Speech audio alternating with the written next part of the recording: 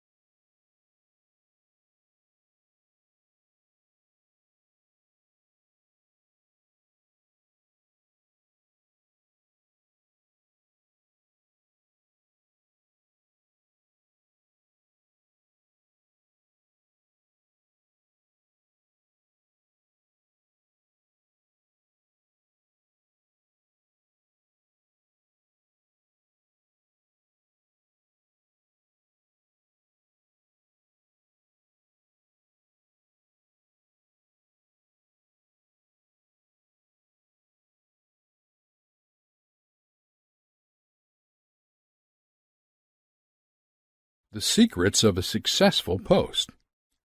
Now that you understand a bit how you can use Facebook to market your brand or really anything, it's time to look at some of the most common Facebook posting mistakes that marketers make. One of the fundamentals of digital marketing is that you give away free content so that, in turn, your audience will see your online presence as valuable. On Instagram, you have to view your post as your content. That's what you have to work with. This post perfectly targets Instagram's demographic. Look at how it's been structured and try to decipher why it works. What I'm attempting to draw to your attention is that nothing is actually being sold. This post is a photo of a well-dressed model. Maybe the audience comes along and likes what she's wearing, and they think it's something they would like to wear. The audience then considers this quality content, so they comment, like, or follow. If you read the text, the audience is being asked to click a link and go to a blog. A lot of them are even tagging their friends, which creates a viral reach effect for traffic. Great post. Like I said before, it isn't selling a thing. Social media marketing is all about being social, and it's important that you measure the success of a post by the overall audience engagement. If you make content people are talking about, it will end up being shared around and as a result draw in a larger audience. From there, you can direct them down your marketing funnel, get them on your list, or do anything else you'd like. How is this engagement measured? Starting off, we need to set objectives or goals, actions that we would like to see people taking after seeing our content. In a marketing context, we tend to call these action conversions. A conversion is any action that a lead or visitor takes that you deem beneficial to your business. For example, your conversions on Instagrams are, for the most part, the engagement supported by the platform. Here are some examples of engagements on Instagram. Receiving a like, a new follower, a user following a link to your landing page, a user playing a video. It's essential that you place focus on doing the social stuff first and understand that the sales and monetary payoff will come later. How to get people to do what we want. How would you normally get someone to do something for you? Think about that for a second. Generally speaking, you would ask them. Remember, we are marketing to people, not robots. If you scroll back up and look at the American Eagle's post, they are asking people to click on a blog post. Think of it like this. Your content is something you do for them. People love to reciprocate, so if you ask them to do something, they are more likely to do such. Asking your audience to do something is commonly known as call to action, and you should have a call to action for all of your marketing efforts when applicable. Your call to action should be easy for the audience to act upon. I will touch on this in greater detail shortly, but for now, you need to remember that the vast majority of Instagram users are on their phones. You need to keep things really simple. If you ask people to go to your blog, there needs to be a link. And when they arrive, your blog needs to be easy to navigate. This means it should be mobile-friendly to increase conversions. How to get your Instagram generating traffic. How would you normally get someone to do something for you? Social media marketing is truly a content game. At the end of the day, if you're taking bad photos with no context, no one is going to pay any attention to your efforts. What I would recommend is that you take a long, hard look at the biggest players on Instagram and see what they're doing. Look at popular posts as well from accounts that you happen to follow. For example, Nike, National Geographic, the NBA. Study the marketing efforts of these companies. Nike uses a lot of video to further engage their audience, and National Geographic takes amazing photos. The NBA has the star factor of every NBA player to focus a lens on. So, what do all of these businesses have in common? They do what they do, and they do it well. They focus on what their demographic would enjoy and interact with. Nike does not take amazing photos like National Geographic, and National Geographic doesn't have hundreds of athletes to film. There is no one recipe for success. Find what you do well and do it the best you can. Ideas for content you can post include photos of your product, photos of people enjoying your product, quotes, infographics, and yes, even selfies. I recommend that you read this guide linked here if you're struggling for content ideas. As a general rule of thumb, most businesses start by posting photos of their product being enjoyed in some way. That is fine, but you want to move past doing just that if you want to further your audience engagement. Can you tell your business's story with photos? If, say, you own a tech company and you find yourself at an exhibition, by all means, bring a camera and document it for your audience so that they feel included. Make them feel like they're benefiting from the content of your post. Another tried and tested way to kick off an Instagram account is with a competition of some sort. This works really well if you have an audience built up on another social media platform, which you can then use to cross-promote. It's actually a very common tactic in the fashion industry. I'm sure you've seen a post along the lines of, post a photo wearing our clothes and enter into the running to win X, Y, and Z. These kinds of posts end up driving tons of traffic and even going viral. Benefits. You can share thousands of photos of your products or anything. Your brand becomes a trending hashtag. You will get new followers regularly and expand your audience. The social confirmation of seeing hundreds of people in the clothes or using your products will increase sales and conversions. You position yourself as an authority because of all the content you now have. Promotional strategies for Instagram. In 2012, Facebook bought Instagram for a casual $1 billion. As a result, the two platforms are very well integrated. As such, you can post Instagram photos and videos directly to Facebook and vice versa. You should make it a point to have both platforms and use them to promote one another for optimal traffic and conversions. A lot of businesses just use Instagram as a kind of company portfolio in tandem with a Facebook account. Personally, I don't have much experience with this, so I can't speak to the effect if it works as well. You can be the judge of that yourself. Promote your competitors. Social media is all about community. Businesses schooled in traditional marketing shy away from promoting their competition out of fear of losing sales.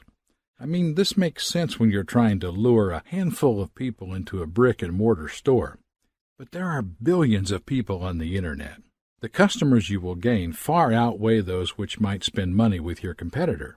We're talking about an evergreen pool of ever-expanding leads that are all around the world on the Internet. Build your community around an actionable hashtag. One of the downsides of the platform is that Instagram feeds can be quite difficult to find on your own. You might not get to use your business's name as your username, and because of that, the only way to reach new audience is if your content is shared or liked frequently. A hashtag is a great way to reach a larger audience. Your hashtag will be displayed for people searching for similar content, and because of that, it allows more and more people to discover your content and brand.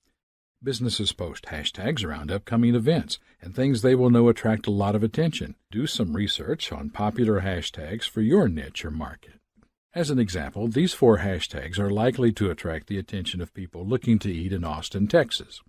This is a clever use of hashtags to draw in an audience which wouldn't have otherwise found the account.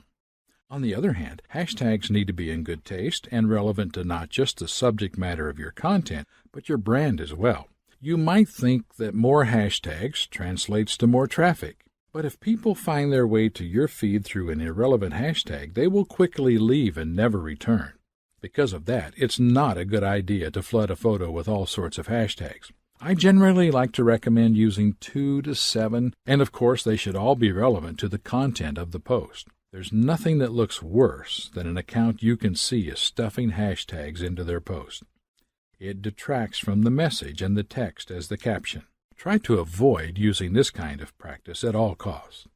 By now you're probably wondering what not to do. Well, this is an example of a hashtag done in terrible taste. Have a look at how they could have done this way better. Gap is a clothing store that spans all sorts of ages and styles of clothing. Had they offered to donate clothes to the people affected, this would have gone super viral for the right reasons. Instead, they used the opportunity to promote their own products for more sales. Social media reputation management. I thought that I would include this because your social media reputation can make or break your business in a lot of ways. Truthfully, the power is with the consumer in this social media age. There are so many channels through which they can voice negativity about your brand, and bad reviews run the potential to cost you, your reputation, your audience, and in turn, your sales. When you're social media marketing, there are bound to be mistakes that happen. For instance, you might be tired and stressed, and you post something without thinking it through. The next thing you know, there's a constant stream of hate coming into your feed, and your sales take a hit, as does your reputation. What do you do at this point? Apologize? Apologize? Oh, and apologize. Many business owners will adopt an aggressive tone and start fights to defend their position and their brand. It comes to marketing, especially on the Internet, you need to leave your ego offline and separate. This will only end up making it worse. We are all human and mistakes happen. Own up to it and have a go at making it right. I managed to conjure up a great example of this for us to look at. This nice pair of shoes are Nike's black and tan model. They were released on St. Patrick's Day, and they were intended to pay homage to Guinness. Nike messed up. The name is shared with the Black and Tans, a violent British paramilitary unit. Long story short, they killed enough people in the 1920s that it's improper to name a shoe after them for that reason alone. So what do you think Nike did? Did they come out swinging and tell the Irish people to get over their past? Absolutely not. They apologized, shelved the shoe, and donated the profits to charity. The mobile nature of Instagram.